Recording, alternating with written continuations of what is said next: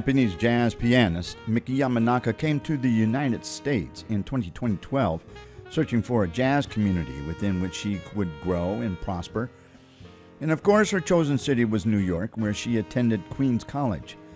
Miki's real schooling, though, that occurred in the West Village at Small's Jazz Club. Welcome to Strictly Jazz Sounds, the podcast for conversations about all things jazz. I'm Steve Browngen. You know, I've talked about New York with almost every musician I've interviewed, and Miki Yamanaka is no different. What is different, though, is how important one club in New York is to her stardom trajectory. I'm talking about Smalls. She's there almost one Monday a month. She's there 2 Mondays in August of 2023. With the large numbers of jazz musicians competing for a performance slot, being a regular, well, that's coveted. Smalls, set in the West Village in Greenwich Village, was opened in 1994, earning a reputation in the 1990s as a hotbed for New York's jazz talent, with a well-deserved reputation as one of the best places in the city to see rising talent in that particular jazz scene. And they stream all of their shows. After 11 years in New York, Miki Yamanaka was recognized by the Academy, and I'm talking about, the Grammy Academy, as one of the top 10 emerging jazz talents in 2023. Miki's living her dream in her dream club. Miki's high energy comes across in most things she says and does. She's spirited in soul and mind, and she brings so much to her piano and keyboard performances. One thing sets her off, though, from other performers, and it's her brand, a Japanese kimono. When she performs, Miki wears a kimono, giving her instant recognition. Her dazzling kimonos are as outstanding in their design as Miki's piano performances. She wore a beautiful kimono during her debut at the Newport Jazz Festival in early August with the Lauren Savion Quartet. Man, she cooked on the piano. Miki has a new album, and it's set for release in September. This was an excellent opportunity to catch up with her following the recording of her third album, Shades of Rainbows. Miki and I have spoken before when I had my radio show a couple of years ago, so this was really about catching up with her. What I like about Miki is she puts a smile on my face every time. I can't help it. During this podcast, you'll hear a couple of tracks from Shades of Rainbows, thanks to Miki's record label, Cellar Music. It features Miki Yamanaka, of course, on piano and keyboard. She's on Wurlitzer. Mark Turner's on tenor sax on this album, Tyrone Allen on bass, and Jimmy Macbride on the drums. Miki, like everyone around the world, put off visiting family who lived long distances away. Her family is in Japan, so Miki went on tour, and first individually, then with a quartet. Japan was one of her stops. We begin our conversation on Strictly Jazz Sounds with her visit in Japan. Yes, I went to Japan. That was in the end of March, just to spend time with my family, because I couldn't do that for the last 3 years. Oh. I didn't get to see them. So how important was that, man? It was very meaningful. Like a whole goal of the visit was to really stay near them. So I get to see them from the lunchtime to the dinner and just help them and be around them. Just that. So that was very important. And then also I had a gig at a local club there as well.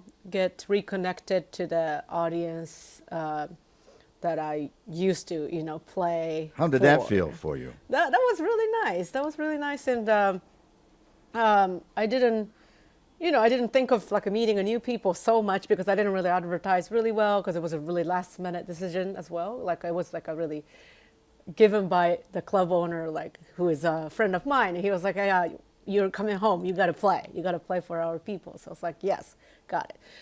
It was really nice. It was really meaningful. Then also I got to talk to some other people about bringing my band to Japan again. That's a business aspect as well, but it was mainly for the family visit. But then after that, I went to Texas. That's like for UNT lecture series. It's like they invite a guest every week from, mostly New York City, but not only New York City, just like a world, wide musicians. Like I was very honored to be a part of that. Oh, that must have been great. Yeah. It was really great to see the young generation. Like I'm not old, but like I'm not young either. So I get to see them. That was really nice to meet them, hear them, play with them. That's really good. Awesome. And then right after that, I went to Mexico and played a few gigs there in Puebla and Mexico City. And came back to New York, and I went to London. Played a gig. It was also like a family visit as well. But then I wanted to split the travel too. The main travel was Saudi Arabia. I went to Dammam to play at this theater called Ithra Theater for the part of the Lincoln Center project. Oh, yes. They sent out the musicians to showcase jazz and stuff like that. A diplomatic mission. Yes, like more like an ambassador almost. Right. It kind of felt like that, even though it wasn't like really said. It wasn't that, but. So did you have a quartet with you, or was this solo on your tour? I think the most of them are, so like a UNT lecture series was just me. It was invited by Alan Baylock, amazing composer who used to work for the Navy Band and stuff like that. He is a professor there, so he invited me. But Mexico tour, Saudi Arabia tour, those were, so like as a part of the Lincoln Center thing I mentioned, that was a Benny Benak's band. Oh, yeah. So yeah, that was a I saw Benny Benak quartet or more. Yeah. So Yeah. it was really fun. Oh, that's good. So you're able to get yourself out of smalls and get into something very different, very different. Very different, yeah. I didn't really travel much before COVID even. I did a lot of like educational trips, like for a year, like intensely, but that was about it, and I didn't really tour much. So this year is like the kind of first year that I'm actually traveling a lot. How much of an impact do you think your streaming show of Mickey's Mood has done? Has it had any impact on your promotion of yourself, like Emmett Cohen's has? I mean, like Emmett thing was so successful. Oh my God, he's still doing it, even though his neighbors really hate him. Kudos to him, just like he keeps it going. Live at Emmett's place and it continues to be. He's got a great show lined up for tonight, but that obviously has made an impact on him and for him. Has that done the same for you? Well, unfortunately, I didn't get that many viewers like he was getting, and also sponsors and stuff like that. But anything is good publicity. Anything would help. Even if like a new person finds out about me through what I posted on YouTube, or because I have this series, I get to post a little clips on Instagram or TikTok or whatever. I just started TikTok, so like I'm really still new to that. So like I get to show something, to someone. So it was really like, even though like it wasn't like a greater effect, like, oh, I'm so famous now, like it really didn't help me like that. But it helped me enormously in terms of learning a lot of different kinds of music every week. I like learned different composers, like I prepared for the different composers until the finish line of the show, 111th show, 11 shows. I prepared different composers, mostly not doubling. There were few requests only, like I didn't have time to prepare shows, but mostly I learned music every week. So that just made me better, made me a better musician. Have a lot of new charts prepared so I can bring it to the gig when I want to. It's real obvious when someone is watching that. When I was watching that, I was amazed on how many tunes you knew right off the bat You also had some pieces up on your computer, but it was real obvious that you knew so much and knew well the pieces that you were playing. So, for instance, the time that you had Nicole Glover, and you and Nicole are good friends because of playing with Roxy Coss and her quintet, but and more so. We can talk a little bit about Nicole later, but when did you begin the streaming? I started in February 2021. Okay. So I was a little late. That's the one thing that Emmett was really quick about. He was like, he started right off that time that nobody had anything, like no entertainment whatsoever was happening. So he really started right then. He like jumped into the void. Yeah, he started off the gears that I have, not a fancy gear back then, but he started right then. So people were like, "Oh, what is this?" Because we have nothing to see. That's right. Know? It was really, yeah, that was quick. He knew what he was doing. And also he invites people. That's kind of the cool thing about that. He kind of has almost his own jam session vibe. Yeah, there's a house party going down. Yeah. Community vibe. So that he invited me a couple times I saw you be there. Yeah. And that itself, playing literally one tune on Emmett's place, created 50 more followers on my Instagram. Did it really? Yeah, it really did. I was like, what the hell? Seriously. Well, but that is the positive side of promotion. Exactly. Any publicity is good publicity. So anything is good for me. Just I'm out there, I'm doing my thing, it's important. So does playing at Smalls, because they stream their shows and have been doing for many, many years. That's huge. And how good is that for you in your marketing? It's very good. It's very good. It's a good exposure. We like to talk about, joke about good exposure. That's such a joke that some club owners tell you, hey, you can play there for free. But it's going to be a good exposure. It's a joke, okay? It's we never say yes to that kind of stuff.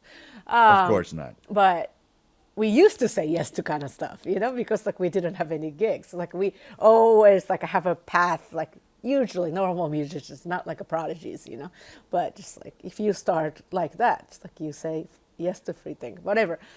Smalls pays, okay? But anyway, it's a great exposure. People. Those places that I've been to, Mexico, Saudi Arabia, not so much, because it's really not a place that the jazz is really common. We were the first jazz concert at the theater, it was that. It was really? A huge deal. They don't have jazz there, so it's okay. But Mexico City, Puebla, all those people who showed up were so passionate about the fact that most of us play at Smalls all the time. I have my own thing. Benny has his own slot. And then now Charles Good. So Benny's band was me, Mark Landowski on the bass, Charles Good on the drums, and me on the piano. So that was a quartet. So if we go there, people be like, oh, I've seen you at Smalls. Oh yeah, you do the Monday nights.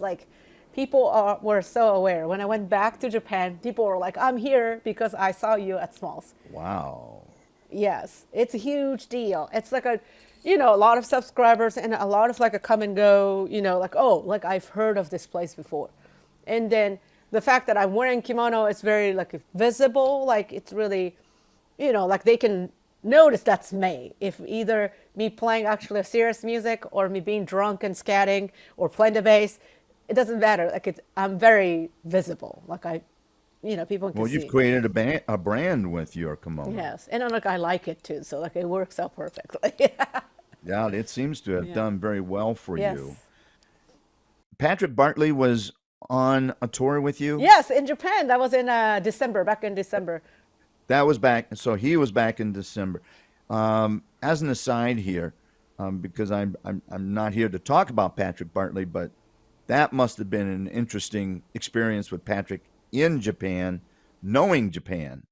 He is so dedicated. He dreamed to live in Japan, and now, like dream came true for him, right? He lives in Japan, and it's so happy. He's so happy. He's happier than ever, and I'm so happy for him. And then the fact that he really respects the culture. It's not like he's like, oh, I'm going to conquer Japan. It's not that kind of energy. He's like, he loves Japan. He wants to be a Japanese person almost. And he understands the body language. That really freaked me out the most. A lot of people like try to study Japanese language, like through anime or, whatever the stuff they like. Like he really loves anime too, but he really loves J-pop. Like he really likes the culture of the music too. So he, like the fact that he just he goes like all those like a deep rabbit hole of like researching more and more of music and composers and players and stuff like that. He has huge respect. And then when I saw him, the band leader was Tomohiro Mori, amazing drummer. He like lets everyone talk. He was like, oh yeah, you guys should talk to the audience as well so people can hear your voice. And I think it's a really creative approach. So like we talked a little bit. I can talk to them in Japanese. It was really funny. And then when Patrick talked to them in Japanese, it was just like so amazing. I was like, he is like Japanese. He's just like a little bit not fluent yet, but like his body language was so Japanese. I was like, I'm proud of him. He's really picked it up. Let's go back to talking about Mickey's Mood. You had a birthday. There was a birthday party. Yes, that was the last episode of Mickey's Mood. That was the last episode. Take us, if you will, through your day. And actually, I sort of got a little bit of it yesterday because of you setting up a streaming show. But why don't you talk about what you go through on the day of the show in setting up Mickey's Mood? Okay, yeah, that was an interesting question. I like that because that's an all-day project for me. It's like you don't know.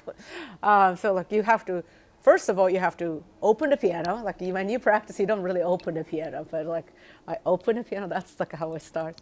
And then like if I prepare the show of the music, I have to print out how many copies do I need. I have to print out the charts, and then usually text the musicians to remind them, hey, it's happening. Are you still good? Like you got my address. Like I really make sure that everybody gets here on time. And that's kind of the beginning of the day. And then I prepare the microphones, and usually I use, so for the quartet, for example, my birthday, my last show, I had Right. Nicole joining us. So like it's quartet. I need a microphone for the horn. I need 2 microphones for the piano. I need 1 microphone for the bass, 1 microphone for the drums. Like drums and horn are like a kind of room mic. So like it's paired like that. I see. Yeah, and my talk mic. So that's 6 microphones altogether. Prepare that. And then cameras, I have the overhead cameras, like 2 of them for the drums and piano, and for my like a motion shot I called, like for my straight face towards the piano, and then to the band shot. So like I have 4 cameras set up. So like I have to set that up. And also I have to clean the apartment a little bit, because it's messy. People are coming over. It's like, oh, vacuum a little bit, Oh, do I have enough wine or beer to offer, It's little offering stuff. It's important. I'm inviting people over to play for me. So, yes, that was that. Do you have somebody operating the sound Yes. and the camera work? Yeah, so for example, Emmett has 2 people, one doing the camera and one doing the sound. Right. I have just 1 person helping me for the camera. So they have to do the scene changing. I Yeah. can't really do it while I'm like going in, it's like, Of course, I right. can't really do that. So like I ask a friend of mine, like usually, or like a student of mine to help me out. Usually sound like I just like hear it in the beginning. I was like, yeah, it's gonna be okay. But a lot of times, like, it's not so perfect when we actually do stream. So like when I post a little clip excerpt, like a highlight clips, I usually change the balance. Like I record at the same time, so like I change the little mixing, whatever, change the balance and post it. So You must have learned so much doing this. oh yes, oh my God, so much. It took you out of your comfort zone, I'm sure. I just had so much time too. You know, everybody had so much time. You know, but yes, that I watched so many YouTube videos to learn about OBS, how to use this camera, what kind of camera should you get, you know, what kind of lenses should you get, you know, like for your budget, like, oh my God, I spent so much time and I spent so much money, but I learned so much as well, so I'm just so happy. I think whatever you do, like if you are enjoying it, I think it's good, right? It's good. I think it's good. If there are 3 episodes that stick out in your mind, what would they be?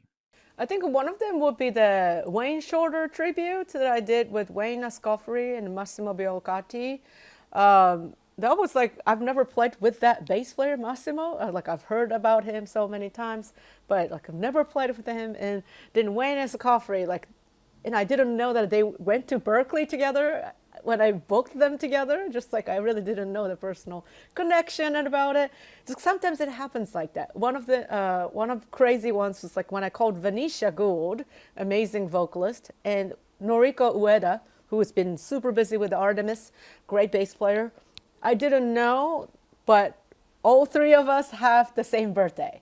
Oh, geez. That was like so crazy. I knew that me and Venetia shared a birthday, but I didn't know that Noriko's birthday was same as mine or ours. So I was like, what the, you know? It was just so random, and it was not it wasn't on our birthday. It was like like a really beginning. So like I didn't even stream on YouTube yet. Like I was just streaming on Facebook, like one channel, just phones. I didn't even have anyone to help me out. Like it was really, really beginning, but. So like it wasn't like a musically sticking out or anything. We had a great time, but still, like I was like, oh, you know. But just the people, the personalities, and, just like and coincidental things. Yes, it was like really crazy. But the musically speaking, so the Wayne Shorter thing was really awesome, and also we did a Mingus thing with Nicole and Russell Hall. That was also kind of the beginning time, but it was, oh my God, it was really, really fun. I saw that one too. Week. Yeah. I guess Nicole showed up so many times on because Nicole is like my best friend. We talk like almost like constantly about either baseball or a stupid thing for the jazz scene, or, you know, like me and my husband, like, my husband loves the Yankees, and Nicole loves Mets. Sorry, Jimmy. Yeah, so like they really talk about the baseball all the times, and then Nicole's girlfriend Marissa and I are really good friends as well. So like we hang out together all the time. So there's a real strong connection between really you strong two. connections. Like whenever I think about like, oh, I want somebody else, like, you know, like on top of the trio. Right. It's like either like Nicole Glover or Jonathan Bechet. Like those 2 are like my really close friends who play badass saxophone. So I always like ask them about showing up and like play with me, you know. Like of course I pay them, but like sometimes like I have to like have a little bit more budget, like can we do it? So yeah. Well, you have turned out some phenomenal shows, but I have to admit Nicole Glover is also one of my favorites. Oh yeah, everybody's favorite, you know. My favorite too. She is really good. Do you have a reputation at Smalls on being the jam queen there? I don't know, but I'm just pretty bossy there, so they talk about me all the time, and sometimes it gets sad, but yes. Well, it's okay. It's okay. The thing I saw a couple of times, some frustration with the constant chatter that goes on while you're playing. Why don't you talk about that? Because I personally find it very disturbing. But how is it for you? How is it for you guys on the bandstand, and for listeners who have never seen a video, or if you've never been at Smalls? It's a very tight space. Yeah, it's small. It's Smalls. That's right. That's like Philip says, like Philip Harper usually says, like it's very small. That's right. But it is Yeah. very small, and you have the wait staff just running around, yeah. flying by you, right behind you on the piano, and I've seen Nicole almost hit somebody with her horn, just because she's shifting it. Why don't you share some of the experiences that you've had at Smalls, good and, I'm not going to say bad, but challenging? Oh, I mean, yes, challenging is a good way to put it. Good thing, it's just like the energy, that's a certain energy that Smalls provides. It's very unique. It's really vibrant. That's a good way to put it. Yes, very good way. But yeah, like a certain energy, like I really like playing at Smalls, even though it's so freaking loud. Because I feel like because when I started jazz, like I mean, I didn't grow up here, obviously. I didn't go to school here before, like before moving here. And you arrived in the United States in 2012. Yeah, 2012. So Smalls was like my dream place to play, because I learned so much, or like most of what I do was like given from the energy and the people in the room of Smalls. I have huge admiration and respect, and I still think that it's a big deal for me to be able to play there so regularly, but the audience could be very challenging. The part of the reason why I quit Philip's band, I worked with Philip Harper, the former jazz messenger that I love, for last 8 years. 8 years of playing with him, bi-monthly in the weekend, Friday or Saturday, whenever we got booked. It's loud. The weekend is like loud. So it's a great, vibrant energy that gives us like really like a high, like let's go, let's go in, type of energy, which is really fun. But at the same time, there's literally no respect sometimes. And I'm like, bro, like you paid cover charge. You paid 40 freaking bucks to get into this room. Maybe you want to consider what you paid for, Yeah. Yeah, me and Nicole talked about it a lot too, because she used to do just a really quite briefly for the either Thursday nights or something like that, a little bit when she wasn't busy. But she was like, she couldn't really handle that loud weekend audience. I do Mondays. Mondays are chill. It's good. That's why I kind of like my slot. It might pay less, or it might be less people, but it's so chill, and it's more like a musician's hang to me. Like a lot of young musicians show up because it's less tourists, less audience. It's a weird way to put it, because it's not like that. It's not like completely just musicians hanging out. There are audiences, there are. And then always first set is super packed. Second set, when the jam session starts, it's just nicely mellow. And it's usually Monday nights, if you're coming out at 10:30 on a Monday night, they respect that. They know what they're doing. It's not oh, let's go out on a Friday night, It's very different kinds of intention. It's like a master class almost. Yeah, just they're like, yeah, we paid money for this. And I'm going to listen, and I'm going to learn and enjoy the music. Yes, it's really different, at least for my set. So I really have no actually complainings about playing on Monday nights. They could be loud, but I would shush them. I would like, hey guys, I can hear you. And it's not as polite as you're just saying right Yes. now. And then you're right about What it. What about Mezzrow? Mezzrow is super awesome. I love Mezzrow. And is that's a real small, much smaller setting? Yeah, much smaller and narrow. Like it's really, really tight. How many seats does Smalls hold? What kind of capacity is that? I think it's 70 or That something big? like that. Maybe 70 is the capacity, the max capacity. The seatings, maybe 50 or Okay. something like that. Maybe. Mezzrow's what, 40, 30? I think it's actually, they kind of, let me see. Like there are like 8 tables or something like that, right? Like the people can sit 4. Yeah, 30, that's 32. 32. And there are some like a bar seat. Like that's like 10 to 12 people, like 15 people. Maybe not 15, Yeah. but like there are some seats in the back too. Like you can't just see them. Smalls is like a big house, like a square. So you can anywhere you are, you can see the stage. Mezzrow is like so narrow, so you can't really see them. Excuse me. You can't really see them if you're sitting in the back. But there are technically seats. And if you're sitting at the bar, So you it's a can't little- really see. But it's Yeah. tight. Okay. The let's talk about.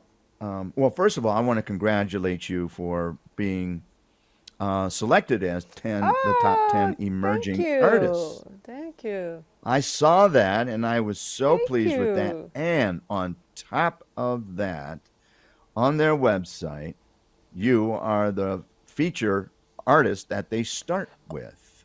Are you aware of Oh, that? I thought like the link they sent me was just me. I thought I didn't really read the rest of it.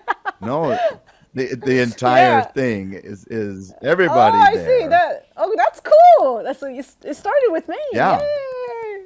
It starts with you. The whole article starts with you. It's so it's Oh, that's pretty pretty neat. neat. I like that.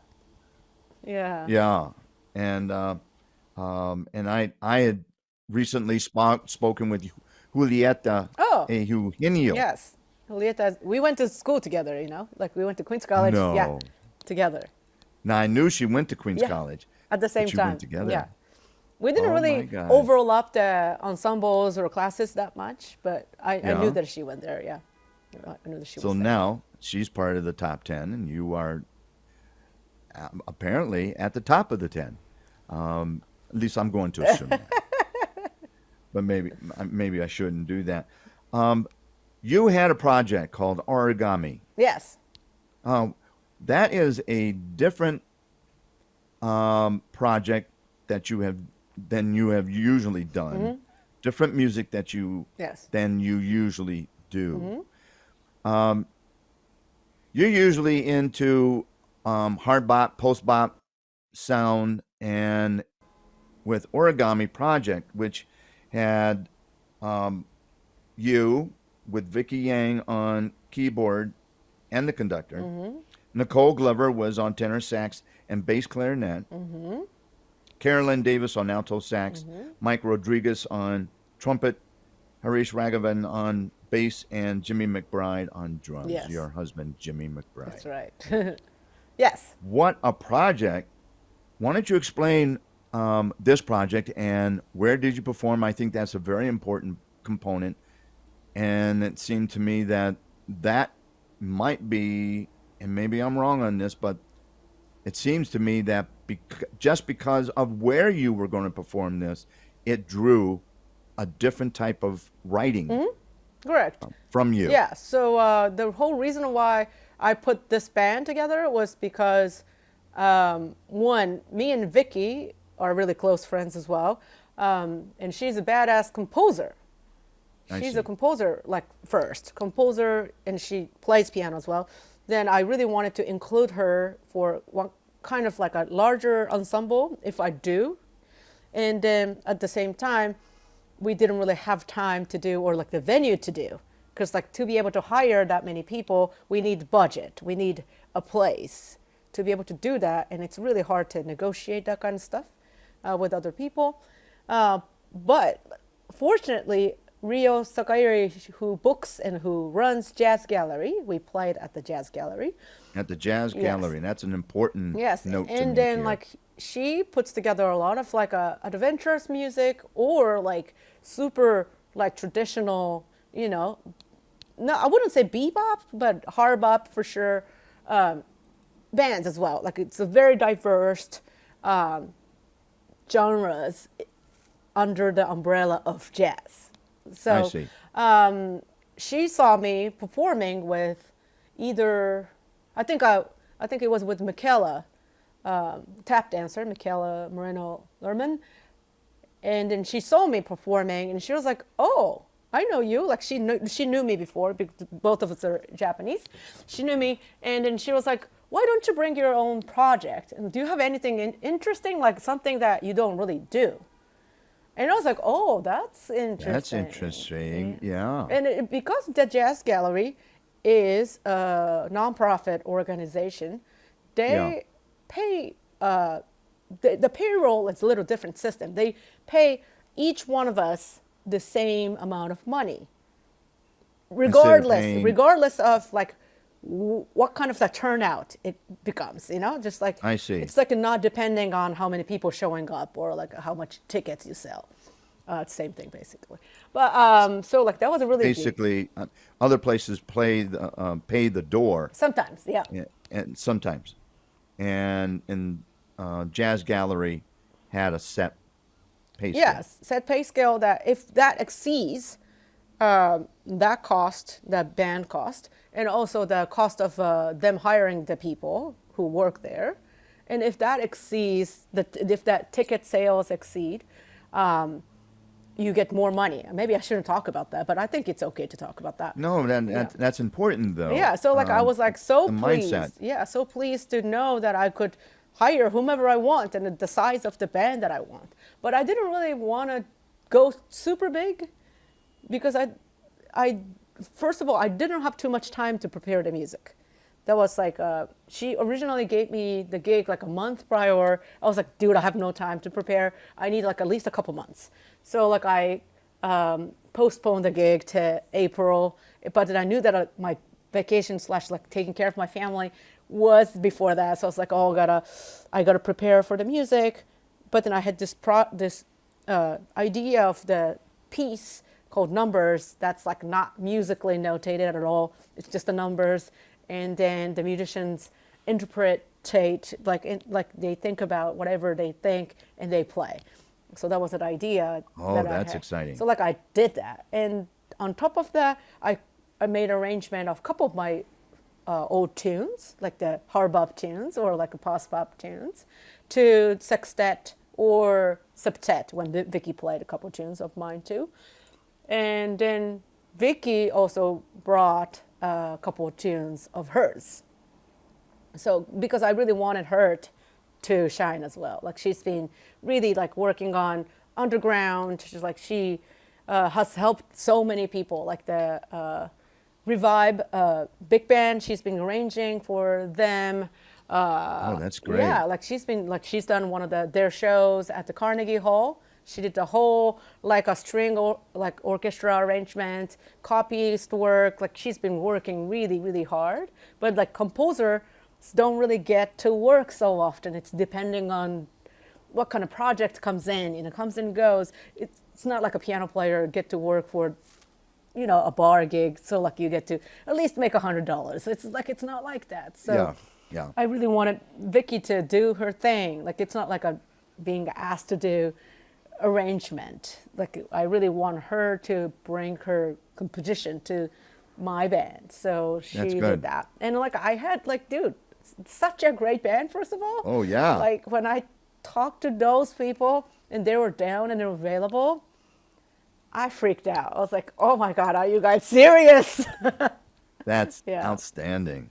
Yeah, I was like, and it was like a packed, both sets. I was so grateful. And George Cables, the master, George Cables came to see the show. No. It was so Whoa. amazing. I was so stunned by that. He's like, he can't really walk well. Like, he's like using his walker. He's using a walker, Yeah, yeah. and then like he still came out to support. It was incredible. It was like such a flattering moment, and a lot of my friends came. It was like, oh my gosh, like, thank you. Like, it was an interesting project because of the jazz gallery. It allowed me to challenge, to play a certain kinds of music that I don't really get to do at Smalls, for example, or Cellar Dog, or, you know, like I wanted to really, really explore my artistic vision. And I think I'm going to do that again. I have a gig at the Jazz Gallery, my CD release, coming up in August, but that is a different project. But Rio really liked the fact that I brought this band, so like she was like, let's do this too, you know? That's great. Yeah, so hopefully I get to bring the band back to the Jazz Gallery, yeah, maybe later this year or next year. That would be very nice. So you do have a new album coming out. It's coming out in September. What's the name of the album? It's called Shades of Rainbow. Oh, I love that title. Yeah, I have the CD. Can I show it here? Oh, please do. Okay. I'm back. So you have the CD. There it is. Oh, it looks so good. I am really so proud. It looks so cute. And Oh, yeah. I love the shades on you. You know that? yes. I think that's great. Nice band cover. photo, Very yes. nice cover. And I wrote the liner notes. So Rudy Royston did the photos. No, that's that not right? it. No, that's No? a Martina da Silva, like the Oh, last that's one right, he that's did. right. Yeah, That's and what I that was photo thinking is of. super cute too, by the way. My It old, is. yeah, the old record Stairway to the Stars, and I'm really grateful for Yeah. it too. Yeah. Yes. Rudy's a great drummer. But, why don't you put that up one more time? Oh. That's nice, right? I love it. So what Miki is showing me right now is the CD disc, and it has her with her kimono on. Yeah. And she has her sunglasses on, but they're tilted down on her nose. Yes. You're looking real cool.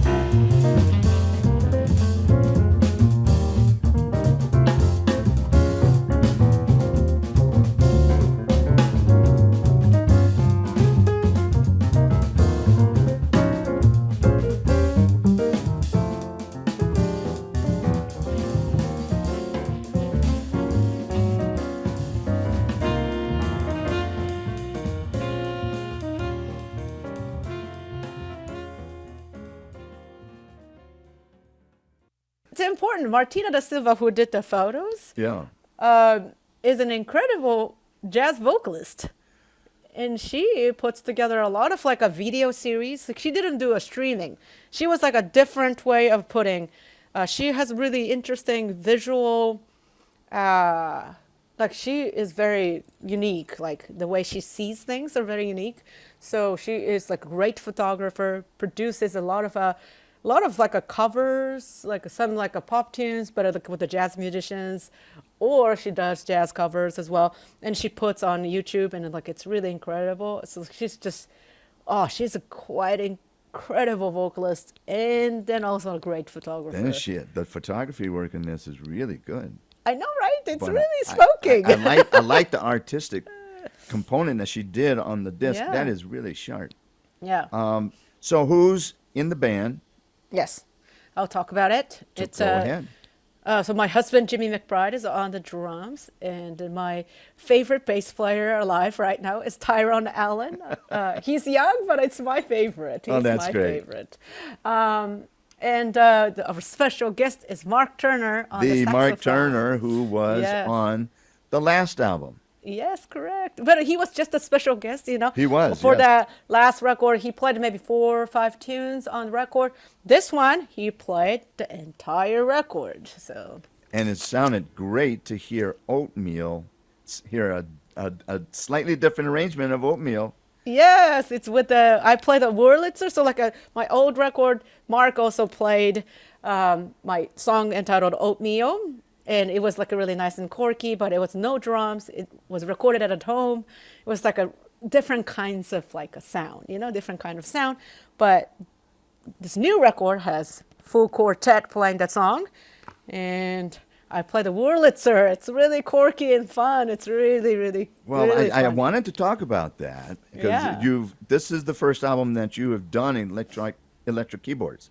Oh, correct. I think you're right. Yeah, I think you're right. Yeah, Yes. I went through your other albums and I went, oh, Yeah. this is a new twist. So when did the Wurlitzer come into your life? So I used to host a Wurlitzer. Like Oh, you New York, did? New York has no place, like the place to put your instruments sometimes, you know, Yeah. like you have to pay for the storage unit and stuff like that. So some people be asking around, hey, do you want to babysit my Wurlitzer? So we did babysit a grand piano one time. We did babysit Wurlitzer for like a year or so. We did babysit Fender Rose, and now we just have a grand piano that we actually own, but it's not mine technically, but it's Jimmy's siblings. So Oh, that's we're great. still, I guess it's babysitting. You're babysitting still. it, yeah. Yeah, still, yeah. But anyway, yeah. So like I used to practice on Wurlitzer. That's how you got into Yeah. it. I like the sound of it. It's like not Fender Rose. I like Rose as well, but for some reason, like I asked them, like, do you have Wurlitzer in this recording studio in Vancouver?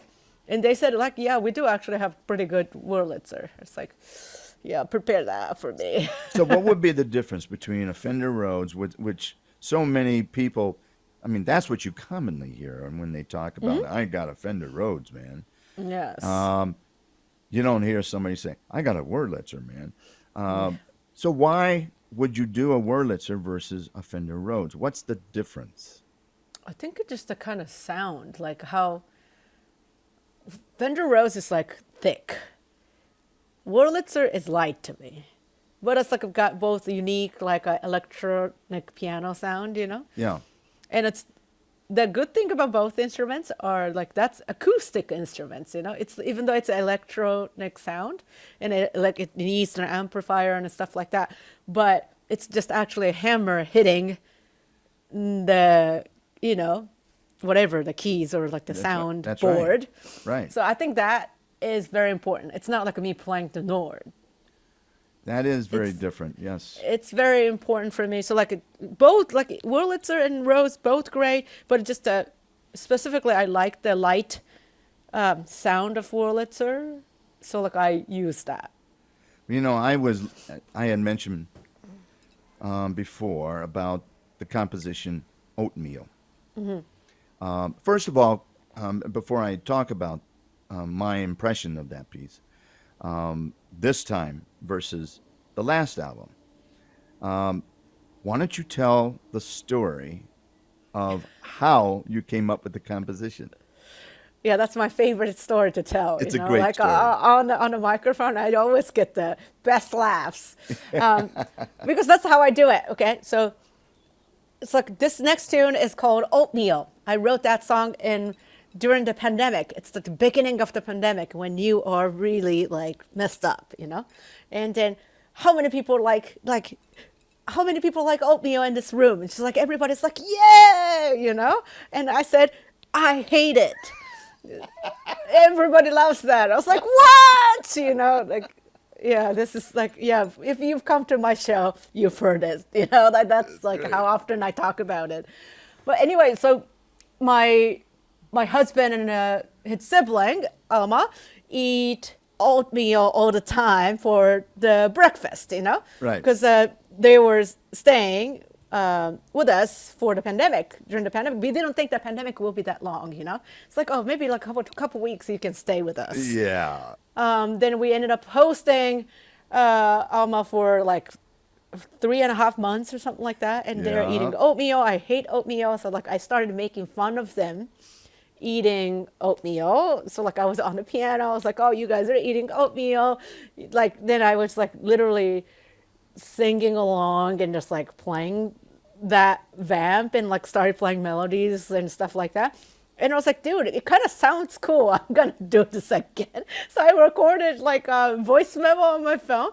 Guys, I'm still making fun of you, but I'm actually serious. I think it's kind of cool tune. So.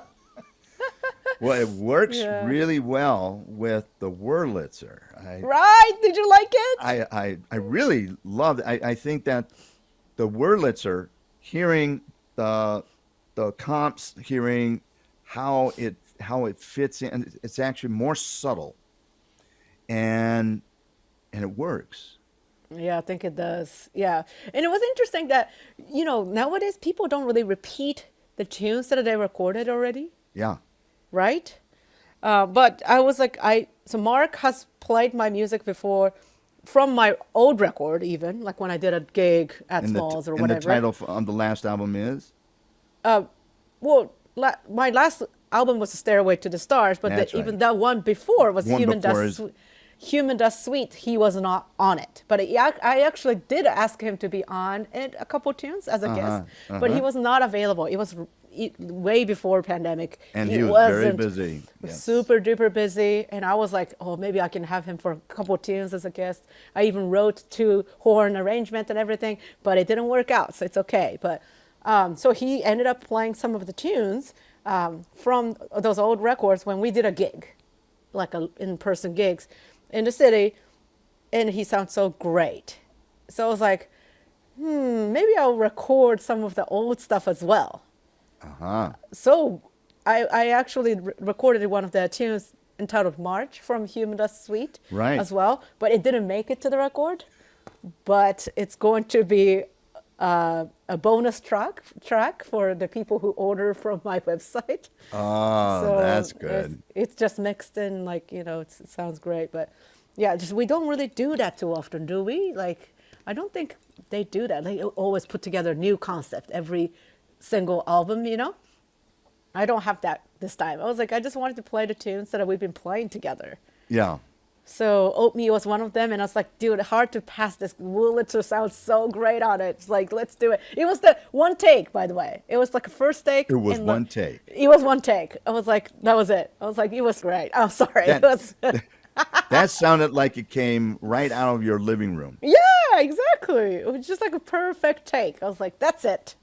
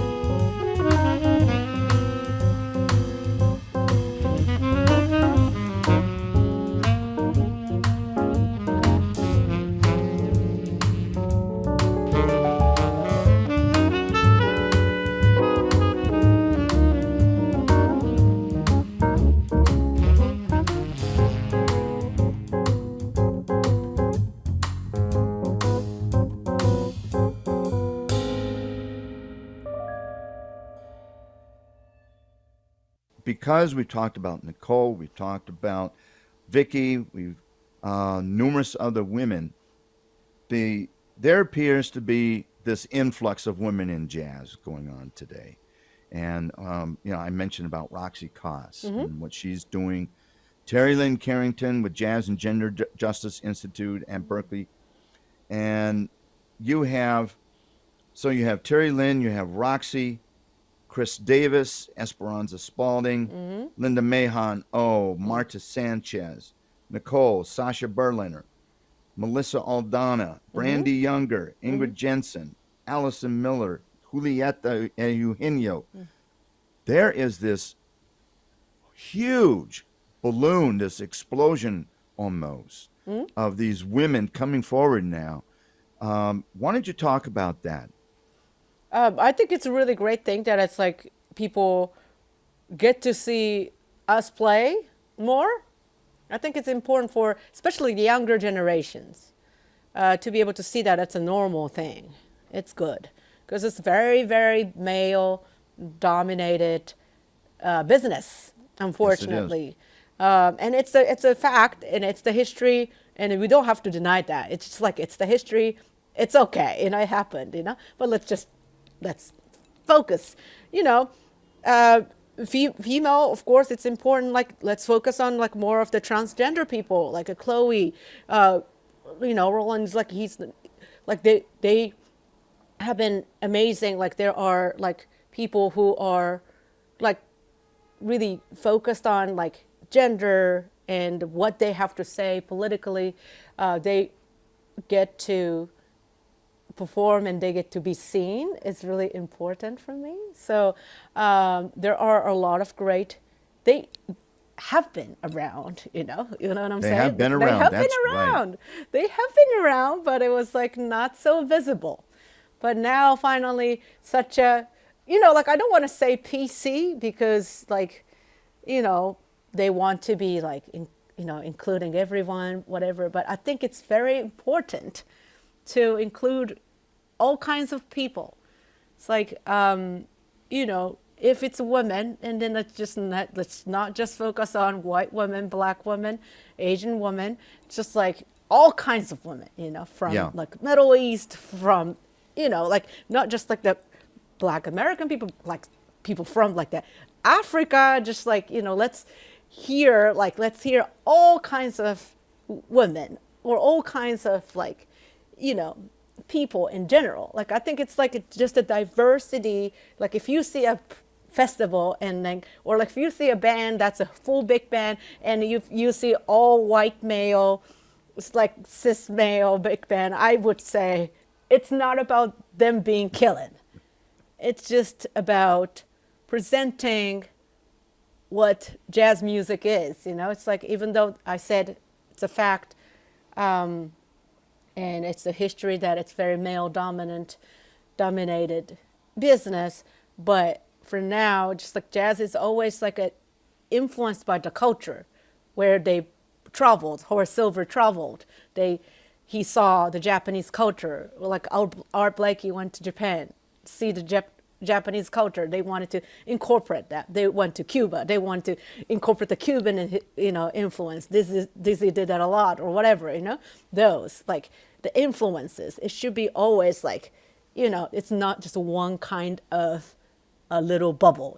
Like that shouldn't be like that. So, women presented great, and more to come. More. Yeah, I teach at the new school. I keep meeting more of the new female badass young musicians. I keep meeting them. So there are going to be more, and it's going to be great. So it's a growing force. It's a real strong growing force. I want to see the day that like, oh man, like I see women all the time.